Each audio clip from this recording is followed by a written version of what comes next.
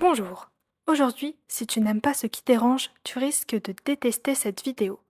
On va voguer à travers des œuvres d'art qui nous mettent mal à l'aise. On commence avec, je crois, le tableau le plus connu, la Joconde, aussi appelée Mona Lisa.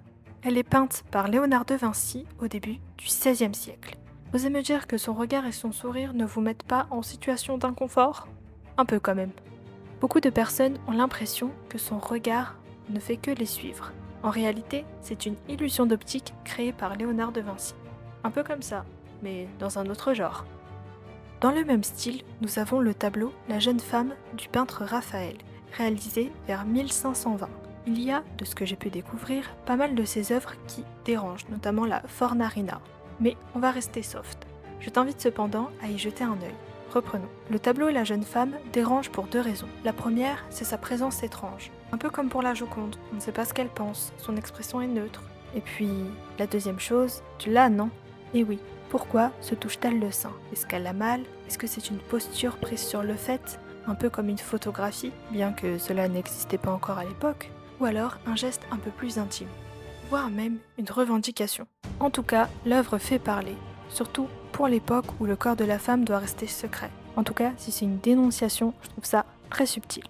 Pour continuer, le tableau s'appelle Chambre à New York. Il est réalisé par Edward Hopper en 1932. Pour moi, le son qui sort du tableau, c'est un genre de... Ma curiosité me pousse à vouloir connaître la raison de leur dispute.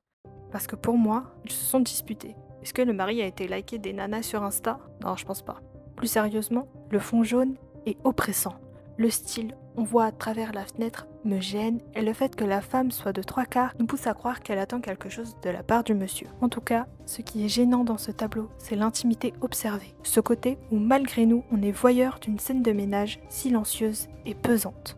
Allez, on s'en fait un dernier ? Lui aussi, il est très connu. C'est Le Cri de Edvard Munch, réalisé en 5 exemplaires entre 1893 et 1917. Sur l'œuvre, on peut y lire une inscription manuscrite. Ne peut avoir été peint que par un fou. Déjà là, ok, j'ai pas d'argument. Mais Wikipédia, oui.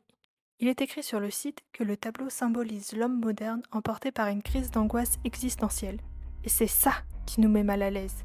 C'est le fait de ressentir cette émotion si intense et confuse qu'est une crise d'angoisse. Je ne sais pas si vous en avez déjà fait, et je vous le souhaite pas d'ailleurs, mais pour ceux qui connaissent cette sensation, l'image est terrifiante tant elle est juste. Et Munch nous fait part le 22 janvier 1892 dans son journal « Je me promenais sur un sentier avec 2 amis. Le soleil se couchait. Tout d'un coup, le ciel devint rouge sang.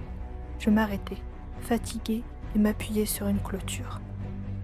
Il y avait du sang et des langues de feu au-dessus du fjord bleu-noir de la ville. Mes amis continuèrent, et j'y restais, tremblant d'anxiété. Et je sentais un cri infini qui passait à travers l'univers et qui déchirait la nature. Rien que ça. Et vous vous souvenez de ce que j'ai dit juste avant sur la phrase manuscrite ? Pour moi, tout est clair.